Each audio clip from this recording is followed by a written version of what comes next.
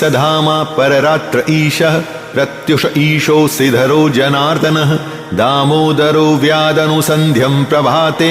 विश्वेश्वरो भगवान् कालमूर्तिः चक्रं युगान्तानलतिग्मनेमि भ्रमत्समन्ताद्भगवत्प्रयुक्तं दन्दग्धिदन्दग्ध्यरिसैन्यमाशु कक्षं यथा वातसखो हुताशः गदेश निस्पर्शन विस्फुलिङ्गे निष्पिण्ड्य निष्पिण्ड्यजित प्रियासि कूष्माण्डवैनायक यक्षरक्षो भूतग्रांश्चूर्णय चूर्णयारिन् त्वं यातु धान प्रमथ प्रेतमात्रि पिशाच विप्रग्रह घोर दृष्टिन् दरिन्द्र विद्रावय कृष्णपूरितो भीमस्वनोरे हृदयानि कम्पयन् त्वं तिग्मधारा शिवरारि सैन्यम् ईश प्रयुक्तो मम छिन्दि छिन्दि